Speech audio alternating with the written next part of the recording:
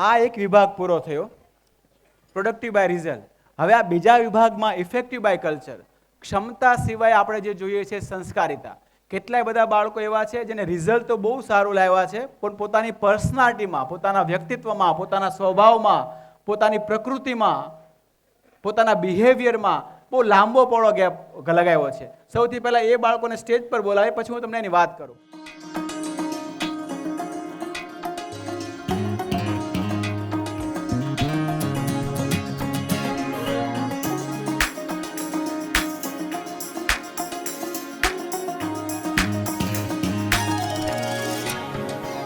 જો બરાબર ધ્યાનથી સાંભળજો. આ આપણે બીજા વિભાગમાં આવ્યા. મેં બે વિભાગની વાત કરી, ક્ષમતા અને સંસ્કારિતા. આ બે વસ્તુના મુદ્દા પર અમે ચાલીએ છીએ, productive by result, effective by culture. Effective by culture એટલે આ બાળકોએ પોતાના સ્વભાવમાં, પોતાની પ્રકૃતિમાં કોઈ ફેરફાર કર્યો છે અને અમે નોટ કર્યું હોય. એ નોટ કર્યા પછી એક એક બાળકનું અલગ અલગ છે અને એને સર્ટિફિકેટમાં લખીને ત્યાં આપ્યું તો, કેમ કે અહીંયા એટલા બધા બાળકોને એક એકનું ડિસ્ક્રાઇબ કરવું જ અઘરું થઈ જાય. થોડાક મુદ્દા આપણે ચાખીશું, બરાબર સાંભળજો, સમયના અભાવે થોડાક મુદ્દા આપણે ચાખીએ અને તમારા આખા બાળકનો આખોનો માહોલ છે અને તમારે ફીલ કરવાનો છે કે આવું વ્યક્તિત્વના લેવલમાં પણ ફેરફાર આ પ્લેટફોર્મ પર ચાલુ છે. આપણે થોડાક મુદ્દા પર ચાખીએ. यहाँ से शिना, आपने क्या फर्क किया? पाठशाला में 100% इन्वॉल्वमेंट होता है मेरा और टीचर्स को रिस्पेक्ट देती हूँ. अच्छा, मम्मी पापा છે? મમ્મી પપ્પા ક્યાં છે? મમ્મી પપ્પાને રિસ્પેક્ટ આપે કે નહીં? હા, એ સિનિયર થી પાઠશાલામાં આવે છે. સિનિયર થી પાઠશાલામાં છે, મોટા જ અહીંયા થયા છે. હા, 4 વર્ષથી. હા, એ ઘરે રિસ્પેક્ટ આપે કે નહીં? સાચું કહેજો. આપે જ છે. એમ? સરસ. ચાલો, હમ આપકા? होमवर्क टाइम कंप्लीट रहता है टाइम पे. अच्छा, आपका? मेरा बिहेवियर अच्छा लगता है. बिहेवियर, कैसा बिहेवियर अच्छा लगता है? ये कौन सी ब्रांच से आप हो? એમ બહુ સારું માણસ છે, સારું જીવ છે. મમ્મી પપ્પા ક્યાં છે? અને આમ બહુ સારું જીવ છે એવું લાગે છે ટીચર્સ ને. એવું છે ઘરે ખરેખર? શું લાગે છે એવું? એનો તમને શું ગમે સૌથી વધારે? એનો સ્વભાવ બહુ સરસ છે. સ્વભાવમાં એકાદ વસ્તુ કેવું હોય તો? બધા પ્રત્યે પ્રેમ રાખે છે. वाह, सरस, अच्छी बात है. मेंटेन करना, इतना रह जाए तो भी बहुत है. आपका? स्पीच अच्छी लगती है सुनने में. हैं, सुनने में स्पीच अच्छी लगती है. અને મમ્મી પપ્પા છે? હા, આપો તો એમને. આનું આવું બોલવાનું ક્યાંથી શીખવાડ્યું એને?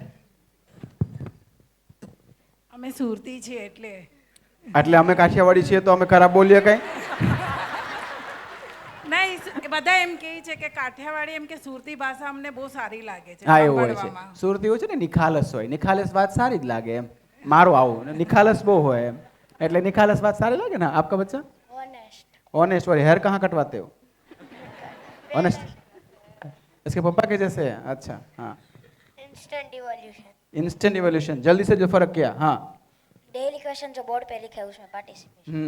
Regular study. Regular study. Respect teachers. Respect teachers. Supportive nature towards families and Pathshala. Supportive nature. Mummy papa कहाँ पर है? ક્યાં છે ને મમ્મી પપ્પા? ત્યાં આપો. અને ઘરે સપોર્ટિવ છે કે ઘરે તો નહીં? ઘરે કામ કરે, મદદ કરે? માઇક્રોફોન આપો તો. આ ઘરે બી કામ કરે છે અને સપોર્ટ બી કરે છે. નાના ભાઈને બી સપોર્ટ એટલો કરે છે. વાહ, મતલબ બાકી જે નીચે છે એમાં જે શીખ. બોલો. જયને બી સારો સપોર્ટ કરે. જય બહુ શરમાય છે ને આવું થયું ત્યાં ઓકે, સ્ટેજ ઉપર. વાત બરાબર સાંભળજો. શું ચાલી રહ્યું છે? એવા એવા ગુણો હોય છે જે બાળકો કદાચ માર્ક્સમાં કે રિઝલ્ટમાં આગળ નથી. મા બાપ તરીકે પ્રેમ સતત આપણો ચાલુ રહે ને, એટલા માટે આપણે આવા ગુણો તરફ ધ્યાન જવું જરૂરી છે. નહીંતર આપણે ભણાવવાની લાઈમાં આપણે પ્રેમ આપવાનો હોય ને એનું કારણય ના શોધી શકીએ. શિક્ષક તરીકે અમારી ને તમારી એ ભૂમિકા છે કે ભણતરના એક વિભાગ તરીકે લઈએ, પણ માણસ તરીકે બીજા ગુણો હોય એનું બહુ નોંધ કરીએ અને એમાંથી પેલો આવવાની સંભાવના બહુ હોય છે. એટલે એ મુદ્દા ચાલે છે. આપકા? આપકો ક્यों सर्टिफिकेट मिला था? मैं ना हर दूसरे को देता हूँ, मांगते हैं ना तो. दूसरे को मांगते हो तो देता हूँ. એમનામાં આપણે કઈ વધતું નથી. सबके साथ अच्छे से बातें करता हूँ.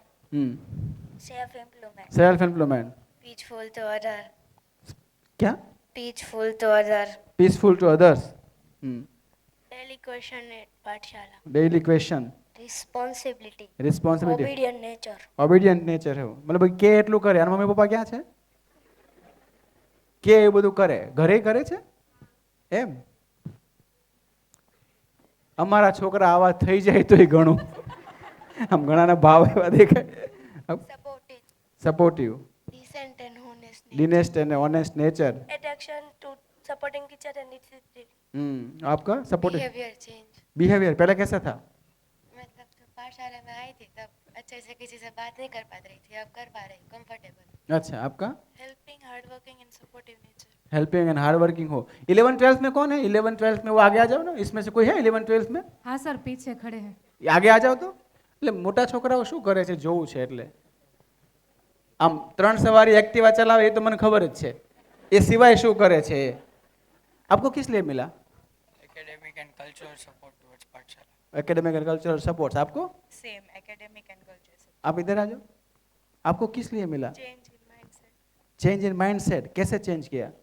मतलब कौन सा माइंडसेट था जो अब चेंज कर लिया? सबको रिस्पेक्ट पहले नहीं देती थी देते थे. पर अब ज्यादा करते हो.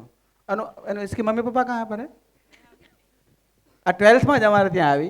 એટલે પહેલાં તો ભણવું જ નહોતું, હવે અમને એવું લાગે થોડું થોડું ભણવું છે એમ થઈ ગયું છે, પણ ક્યાં 12th આવી ગયું.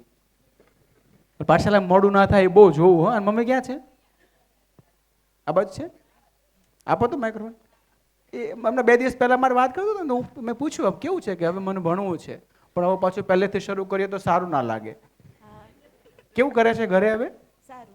મહેનત કરે ભણવામાં? આમ ફરક આવ્યો પાઠશાલામાં આવ્યા પછી? કંઈ શું ફરક આવ્યો? એકાદો મેઇન વસ્તુ કંઈ ફરક આવ્યો હોય તો? સ્ટડીમાં બહુ વધારે ધ્યાન આપવા માંડ્યું. સરસ. પહેલાં મૂક્યો તો ઘણો ફરક પડી જાત નહીં? એને પેલું ક્લાસીસ હોય ને એમાં નહોતું આવું એને. અચ્છા. હોમ બેન્ચ હતી અત્યાર સુધી.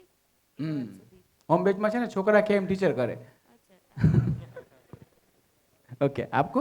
Academic and cultural. ये आपको स्टेज पर आना था इसलिए झुमके पहने तो एकेडमिक अच्छा ओके. આના મમ્મી પપ્પા ક્યાં છે? આપો તો માઇક્રોફોન. કેવું કરે છે આ ઘરે સપોર્ટિવ છે કે ઘરે નહીં? ઘરે તો ઓછી સપોર્ટિવ છે. અહીંયા પાઠશાલામાં બહુ સપોર્ટિવ છે. હા, પાઠશાલામાં છે. ये ऐसा फर्क क्यों? કરે છે પણ ઓછું એમ.